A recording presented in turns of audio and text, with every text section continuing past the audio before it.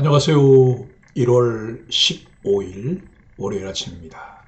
말씀과 함께 새롭게 여는 소망의 아침을 시작하겠습니다. 찰스 스윈돌은 하나님은 종종 우리가 뜻하지 않은 길로 우리를 인도하시지만 그분이 이끄시는 길은 언제나 최선의 길이다라고 이야기합니다. 사무엘하 5장 1절로 12절까지 말씀을 본문으로 하여 하나님이 함께 하시는 왕이라고 하는 주제로 은혜를 나누길 원합니다. 그리스도는 분명한 정체성을 가져야 합니다.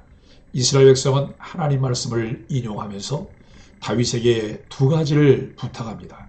첫째, 백성을 돌보고 섬기는 목자가 되어달라는 것입니다. 둘째, 이스라엘의 주권자가 되어달라고 합니다. 주권자가 되는 것은 하나님 앞에서 행하는 왕이 되어달라고 하는 요구입니다. 그리스도인은 세상 앞에서 자신을 섬기며 살아가지 않습니다. 그리스도인의 정체성은 하나님 앞에서 하나님과 사람을 섬기는 자입니다. 우리 소망의 교회와 가족들의 정체성은 무엇입니까? 예수 그리스도의 복음의 가치를 따라서 하나님과 이웃을 사랑하며 섬기는 공동체와 가족들입니다. 불우하게 자란 사람들에게 비전을 부르면 자기처럼 불쌍하게 자란 사람들을 위해 살고 싶다고 말하는 경우가 많습니다. 그런데 말과는 달리 실제로는 범죄에 빠지는 경우가 종종 있습니다. 말은 그렇게 하지만 본성이 연약해 자신이 한 말을 성취할 수 없기 때문입니다. 강한 척하며 옳게 살려고 노력하지만 그렇게 살기 어려울 정도로 인간은 연약합니다. 과학기술과 문명은 발전해 가도 인간성이나 도덕성은 자꾸만 망가져갑니다. 그런 가운데 어떨 때는 교만으로, 어떨 때는 좌절과 실망으로 어쩔 줄 몰라하는 것이 우리 인생입니다. 그러나 하나님의 눈으로 자신을 바라보기 시작하면 이야기는 달라집니다. 하나님은 우리 안에 살아계시며 우리 안에서 역사하셔서 그분의 뜻과 계획을 이루십니다. 그 하나님은 우리를 무능하고 연약한 실패자, 도망자에 불과한 그저 그런 사람으로 보지 않으십니다. 종이 한 장은 볼펜으로 뚫리고 바늘에도 뚫립니다. 그러나 종이를 판 위에 붙이면 바늘도 볼펜도 뚫을 수 없습니다. 이와 같이 우리는 우리와 언약을 맺으시고 그 언약을 신실하게 성취하시는 하나님이 우리 뒤에 계시는 한 더는 연약하지도 무능하지도 않습니다. 자신을 세상의 눈으로 바라보지 말고 성경의 언약에 비추어 바라보아야 합니다. 자신의 연약함을 넘어 위대한 전능자 하나님을 바라보는 사람은 사단의 견고한 진을 파하고 세상을 이기는 그리스도인으로 삽니다. 이런 삶은 하나님의 말씀을 묵상할 때 내게 들려주시는 말씀으로 들을 수 있는 배고픔과 목마름이 있을 때 이루어집니다. 판단하거나 그 말씀으로 다른 사람을 정죄하는 것이 아니라 나를 위해 내게 주시는 말씀으로 받아들일 때 그런 변화의 삶이 일어납니다. 다윗이 사무엘에게 사울을 대신할 왕으로 기름 부음을 받은 것은 꽤 오래전의 일입니다. 숱한 고난과 역경 끝에 다윗은 드디어 온 이스라엘의 왕으로 등극합니다. 어지간한 사람들이라면 하나님의 약속이 이토록 오래 이루어지지 않으면 섣부르게 행동하거나 좌절합니다. 곧 여호와께 기름 부음을 받았으므로 억지로라도 사울을 제거하고 왕위에 오르려 가진 수단을 동원했을 수 있습니다. 아말렉 사람이 사울의 전사 소식을 다윗에게 전하며 기대했고 요압이 아브넬을 죽이면서 바랐으며 레갑과 바나가 이스보셋을 죽이며 예상했던 다윗의 모습이 바로 그러했을 것입니다. 또는 사울에게 거듭 살해 위협을 받았을 때, 블레셋의 망명에서 언제 폭군될지 모를 때 유다 지파의 왕이 되었지만 나머지 이스라엘 백성과 전쟁을 치러야 했을 때 그는 다 포기하고 싶었을 수도 있습니다. 다윗이 여느 사람들과 대단히 다르지는 않았습니다. 자기 말과 행동이 정치적으로 해석되는 것을 적극적으로 마다하지 않았으며 왕이 되는 행보를 거부하지도 않았습니다. 그러나 위에서 말한 대로 다윗은 하나님의 약속이 이루어질 것을 믿으며 무리하지도 않았고 좌절하지도 않았습니다. 이 점이 다윗을 다윗답게 하는 대목입니다. 누구나 눈에 보이는 성과가 자신이 바라는 때 바로 나타나는 것을 좋아합니다. 또 그것을 기대하며 다들 열심히 삽니다. 그러나 하나님은 다윗의 모습에서 모든 이가 약속에 대한 믿음으로 정도를 지키고 무리하거나 좌절하지 않는 삶의 길을 배우기를 바라실 것이라 묵상해 봅니다. 일본 기독교 사상가이며 우리나라 기독교계와 사상계에도 많은 영향을 미친 우찌무라 간조는 세상은 최대의 행복을 찾고 있으면서 아직 그 최대의 행복이 무엇인지를 모르고 있다. 무엇보다 좋은 것은 하나님이 우리와 함께 계시는 일이다 라고 말했습니다. 하나님이 함께하는 사람은 참된 만족을 누리며 승리하는 삶을 삽니다. 다윗은 자신을 왕으로 선포한 사무엘의 예언 한마디에 모든 것을 하나님께 걸었습니다. 그리고 함께 하시는 하나님을 의지하며 인내와 고통의 시간을 보낸 후 마침내 온 이스라엘의 왕의 자리에 오릅니다. 1절로 5절은 가장 적절한 때에 이스라엘의 모든 지파가 헤브론에 있는 다윗에게 찾아와 언약을 맺고 그를 왕으로 삼습니다. 특별히 전부터 하나님이 다윗을 이스라엘의 목자와 주권자로 삼으셨음을 말하며 하나님이 그를 왕으로 택하셨음을 인정합니다. 진정 다윗은 지배자로 군림하는 것이 아니라 주권자이자 목자로서 백성을 지키고 보살피며 이끄는 모습을 보여주었습니다. 이러한 왕의 모습은 함께 하시는 하나님으로부터 배웠습니다. 우리도 하나님과 동행하며 살아간다면 다윗처럼 하나님을 닮은 자로 변화될 수 있습니다. 다윗은 30세에 왕이 올랐습니다. 40년 동안 7년 6개월은 유다의 통치자로 33년은 온 이스라엘의 왕으로 다스렸습니다. 사무엘에게 기름 부음 받은 소년 목동이 마침내 이스라엘의 목자가 되었습니다.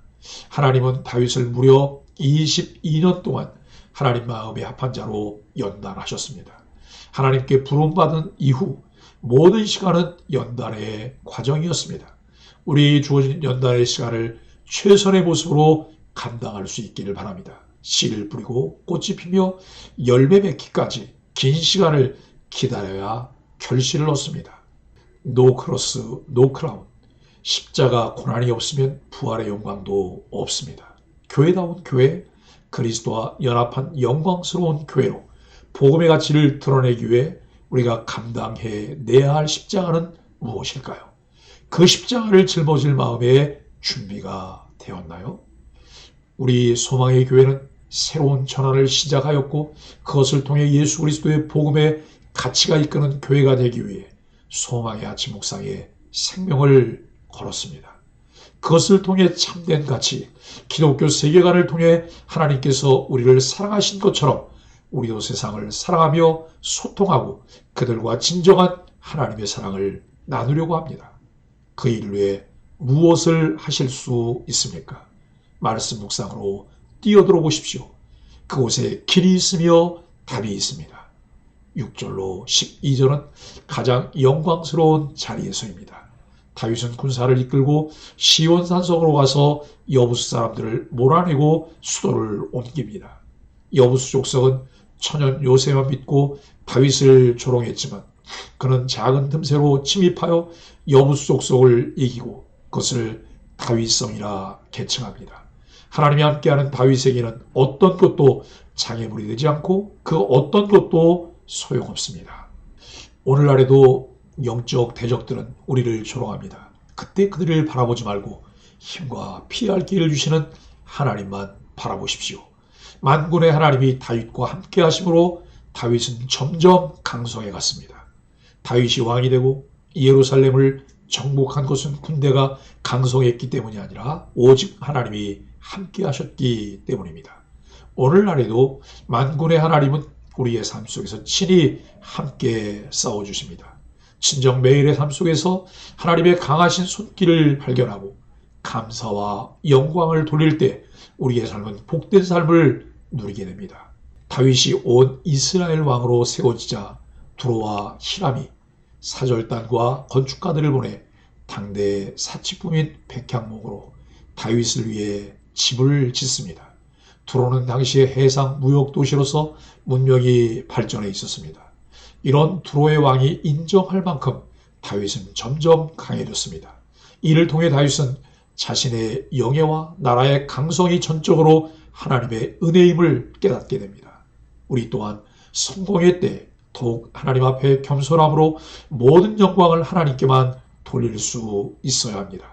다윗이 숱한 시련과 역경에 넘어지지 않고 대적의 위협과 반대에도 두려워하지 않은 것은 오직 하나님이 함께 하시기 때문이었습니다. 진정 우리의 인생도 만군의 하나님이 함께 하심을 믿고 우리가 속한 곳에서 하나님 나라를 이루어갈 수 있기를 기도합시다. 다윗의 고백인 여호와는 나의 목자시니 내게 부족함이 없으리로다 라고 하는 시편 23편은 다윗의 삶을 그대로 우리에게 보여줍니다. 사랑하는 소망의 가족 여러분, 구찌 가문의 몰락을 그린 하우스 오브 구찌라는 영화가 있습니다. 이 영화에는 패트리치아라는 주인공이 나옵니다. 그녀는 인간의 탐욕과 끝없는 욕망의 화신으로 등장합니다. 가난하게 자란 그녀가 파티에서 한 남자를 만나 하루아침에 신데렐라가 된다는 이야기입니다. 말 그대로 신분 상승이 이루어졌습니다. 남자의 가문에서는 신분 차이 때문에 한사코 만류했으나 마침내 그들은 부부가 되었습니다. 그러던 어느 날 패트리치아는 남편 삼촌의 생일 파티에 가서 구찌 가문의 화려한 모습을 알고 충격을 받게 됩니다. 그 탐욕이 그녀의 눈을 가리고 마음을 지배 그녀는 사치와 욕망의 늪에 빠져듭니다. 그리고 어떻게 해서든지 그 가문을 자신의 손에 넣기 위한 소유욕에 불타오르게 됩니다. 이후 그녀는 온갖 사치스러운 명품으로 치장하고 허세를 부리다 끝없는 탐욕 때문에 청부살인까지 지시하게 됩니다. 하지만 얼마 가지 못해 범죄가 들통난 그녀는 감옥에 들어가 혹독한 죗값을 치르게 됩니다. 이후 구찌 가문이 오랫동안 쌓아올린 회사의 명성은 끝까지 살아남아 오늘날까지 그 브랜드의 명맥을 유지하게 됩니다. 이 영화는 관객들에게 궁금증을 자아냅니다. 하루아침에 사라질 것 같았던 구찌 가문이 몰락하지 않고 세계적인 기업으로 우뚝 서게 된 비결은 무엇일까요? 아이러니하게도 구찌 가문이 모두 경영에서 손을 떼고 물러나면서부터입니다. 경영난으로 몰락갈 회사를 전문 경영인에게 위탁했을 때 비로소 세계적 브랜드가 될 수 있었습니다. 믿음 생활도 마찬가지입니다. 하나님이 우리의 주인 되시고 우리는 권위자인 하나님께 순종할 때 비로소 우리의 삶은 완전히 새로워지게 됩니다. 하나님이 함께 하심으로 견고한 통일 이스라엘을 세우며 통일 왕국의 왕인 다윗의 고백은 내 평생의 선하심과 한결같은 사랑이 진실로 나와 함께 하실 것이니 내가 여호와의 집에서 영원히 살 것이다입니다. 말씀에서 길을 찾고 온전히 순종하며 하나님이 함께 하셨다고 고백하는 소망의 가족들이 되시기를 예수 그리스도 이름으로 간절히 축복합니다. 함께 기도하겠습니다. 하나님, 다윗이 오랜 연단을 통과하도록 도우시고 결국 그를 통일 왕국의 왕으로 세우신 하나님을 신뢰합니다. 하나님 뜻은 반드시 이루어진다는 믿음을 갖고 끝까지 인내하기를 원합니다. 아무도 예상할 수 없었던 일을 하나님의 때에 하나님의 힘으로 능히 감당하게 하여 주옵소서. 예수님의 이름으로 간절히 기도합니다. 아멘.